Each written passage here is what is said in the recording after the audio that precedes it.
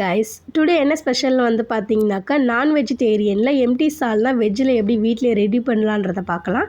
அதுக்கு அடுப்பு ஆன் பண்ணி குக்கர் வச்சு கொஞ்சமாக எண்ணெய் ஊற்றிக்கோங்க. எண்ணெய் காஞ்ச பிறகு வந்து பார்த்தீங்கன்னாக்கா பிரிஞ்சி இலை, பட்டை, லவங்கம், அன்னாச்சி பூ இது கூட சேர்த்து மிக்ஸ் பண்ணிக்கோங்க.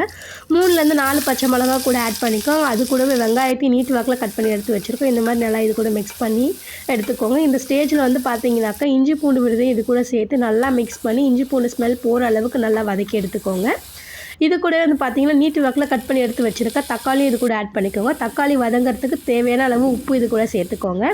இது எல்லாத்தையும் நல்லா மிக்ஸ் பண்ணி விட்டுடுங்க. இது கூடவே கொத்தமல்லி தழையை எடுத்து வச்சுருக்கோம். இது நல்லா மிக்ஸ் பண்ணி எடுத்து வச்சுக்கோங்க. இதுக்கு பேஸ்ட் நம்ம ரெடி பண்ணிக்கலாம். மிக்ஸி ஜாரில் தேங்காய் துண்டுக்குள்ளே போட்டு கொஞ்சமாக சீரகம், ஒரு கைப்பிடி அளவு பொட்டுக்கடலையும் சேர்த்து நல்லா கிரைண்ட் பேஸ்ட்டாக அரைச்சி இப்போ நம்ம வதக்கி வச்சுருக்கோம் இல்லைங்களா, அது கூட நம்ம இதை சேர்த்து ஆட் பண்ணிக்கலாம். இது எல்லாமே நல்லா மிக்ஸ் ஆகிற அளவுக்கு வதக்கி விட்டுக்கோங்க.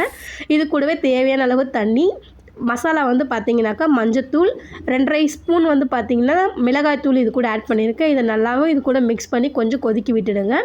இது நல்லா கொதிச்சு அளவுக்கு கெட்டி பதத்துக்கு நமக்கு வரும். தேங்காய் ஊற்றிருக்கோம் இல்லைங்களா, கெட்டி பதத்துக்கு வந்தோடனே வந்து நம்ம ஸ்டவ் ஆஃப் பண்ணிடலாம். இப்போ பாருங்கள், நமக்கு நல்லா கெட்டி பதம் வந்திருக்கு. இந்த ஸ்டேஜில் வந்து பார்த்தீங்கன்னாக்கா கொத்தமல்லி தலைகளை தூவி நீங்கள் இறக்கிடலாம். இதுதாங்க நான் வெஜிடேரியனில் எம்டி சால்னா நமக்கு ரெடி. இந்த வீடியோ யாருக்கெல்லாம் பிடிச்சிருக்கு லைக் பண்ணுங்கள், கமெண்ட் பண்ணுங்கள், சப்ஸ்கிரைப் பண்ணுங்கள்.